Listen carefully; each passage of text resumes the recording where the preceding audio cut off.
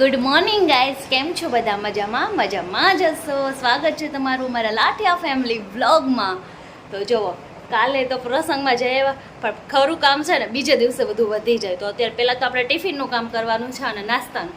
તો જો દર્શન નાસ્તો કરવા બેસી ગયા છે, ફટાફટ આપણે એને નાસ્તો દઈ દઈએ. નાસ્તો શું કરે જોઈ લઈ, અને પછી દર્શનને મળીને અને પછી દર્શન થાય ને પછી બધું મસ્તનું કામ કરવાનું છે. આજે આપણે કરવા બેસી ગયા છે. જય શ્રી કૃષ્ણ દર્શન. જય શ્રી કૃષ્ણ. Good morning. શું કરો છો? નાસ્તો?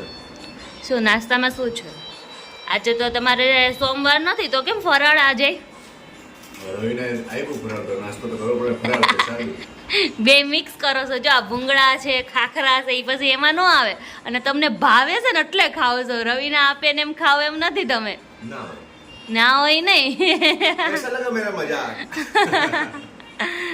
સારું હાલો ચલો. નાસ્તો તમારું ટિફિન રેડી થઈ ગયું છે. આ તમારું ફેવરિટ શાક બનાવ્યું છે. હવે ને ચોળીનું. હા, મેં કીધું ન ખબર હોય ને તો ત્યાં જઈને ખોલો ને ત્યારે ખબર પડશે. સારું હાલો.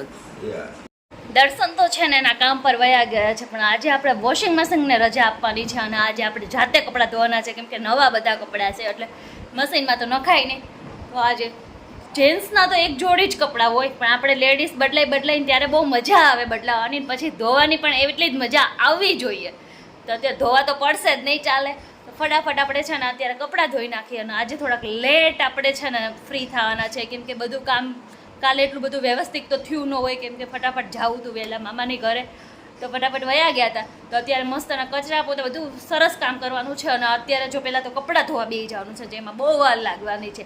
લોંગ ટાઈમે ધોતા હોય ને એમાંય થોડીક વાર લાગે, અને થોડાક નવા છે તો વ્યવસ્થિત ધોવા પડે એમાંય વાર લાગે, થોડીક વાર લાગશે.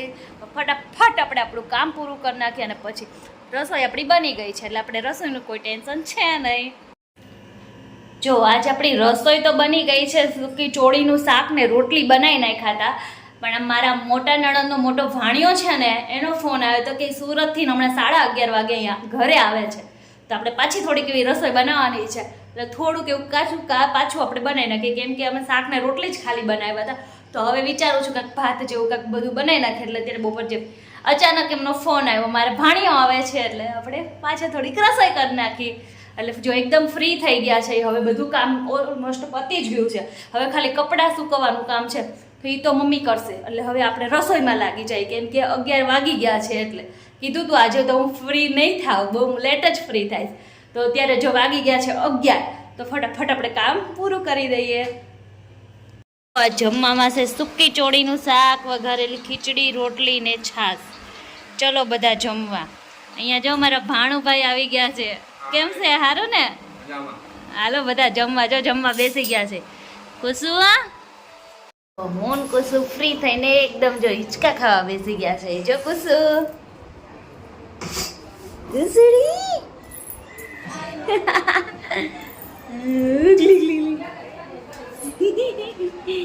એને છે ને સ્માઈલ તો બહુ ઓછી જ આવે. શાંતિથી જો અમે બંને હિંચકા ખાઈ છે, ત્યારે કઈ કામ નહીં રહેતો. અને વાગી ગયા છે 6. જો આજે મુહૂર્ત ફાઇનલી આવી ગયું છે ચેવડો બનાવવાનું. તો અત્યારે જો આપણે ચેવડો બનાવવા માંડ્યા છે. એટલે હવે આપણે થોડીક વારમાં આપણો ચેવડો બની જાય. તો ચલો બધા મમરાનો ચેવડો ખાવા. એક હારે સમાણા ને એટલે અડધા કર્યા છે. લાઈન તો મૂકી દીધા હતા, પણ છે ને એને બનાવવાનો ટાઈમ જ નહોતો રહ્યો. એટલે અત્યારે આપણે ચેવડો કરીએ છીએ અને ફટાફટ હવે કરી નાખે, કેમ કે અત્યારે કરી અને પાછું પૌવાને બધું નાખીને મસ્તનો ચેવડો બનાવી નાખી. ચાલો બધા ચેવડો ખાવા અમારી ઘરે. સાંજે એવું લાગશે ને તો ભેળ પણ બનાવી નાખશું. એટલે ભેળ ખાવાય આવજો. અમે મમરામાં છે ને ચેવડો મમરાનો બનાવીને એમાં બટેકાનું છીણ આવે ને એ નાખી છીએ. જો બટેકાનું છીણ, પછી સિંગદાણા. જો મસ્તના સિંગદાણા તળાઈ અને એ પણ આમાં મિક્સ કરશું. સિંગદાણા અને જો મકાઈના પૌવા. જો મસ્તના છે મકાઈના પૌવા, મોટા એકદમ. તમે તમારા ચેવડામાં શું નાખો છો એ મને કોમેન્ટ કરીને કહેજો. જો મેં સિંગદાણા, પછી ઓલું છીણ નાખ્યું છે બટેકાનું, અને મકાઈના પૌવા નાખ્યા છે મમરા, અને ક્યારેક ચવાણું હોય તો ચવાણું, સેવ એવું બધું નાખીને ચેવડો બનાવી છે. તમે શું નાખીને બનાવો છો કોમેન્ટમાં કહેજો મને. ચેવડો બનીને મસ્તનો રેડી થઈ ગયો છે ને પેક પણ કરી દીધો છે મોટી કોથળીમાં, એટલે મસ્તનો ચેવડો તૈયાર થઈ ગયો છે. વાગી ગયા છે 7:30 અને અત્યારે હવે એ વિચારવાનું છે, રોંઢાનો નાસ્તો તો બનાવી લીધો છે, પણ હવે એ વિચારવાનું છે કે અત્યારે રાત્રે જમવામાં શું બનાવવાનું છે.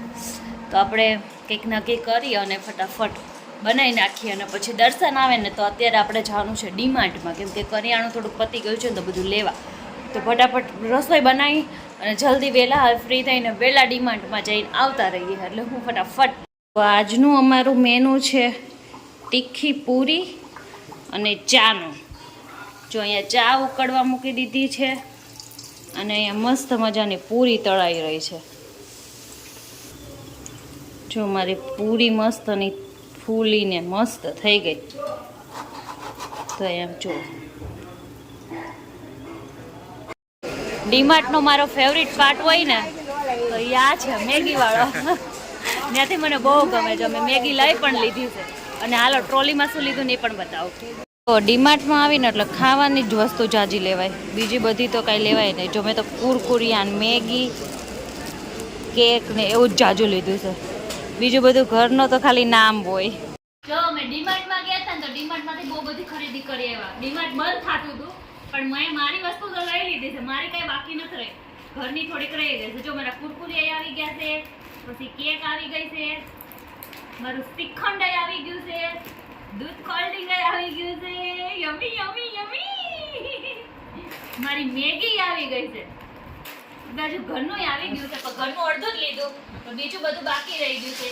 મારે આ કુસુમ ખાયું છે, અને આમ જો કુસુમ તરફનું બિસ્કિટ લાવી, જો બિસ્કિટ બધું આવી ગયું, પણ મેં મારી વસ્તુ નથી ભૂલી.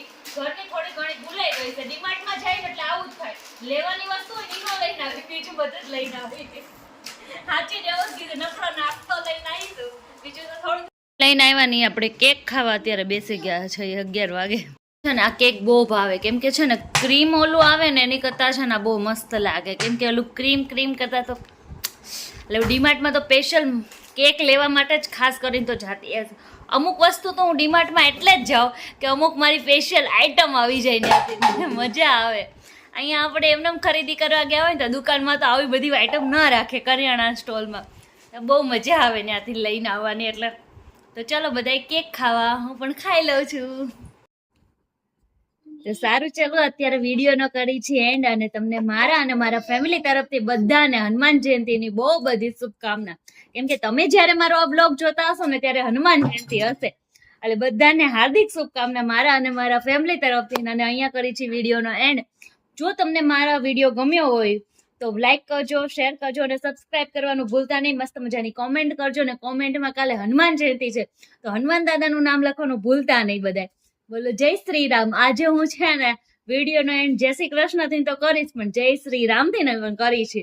ચલો બધાને જય શ્રી રામ, જય શ્રી કૃષ્ણ, બાય બાય ને ટાટા.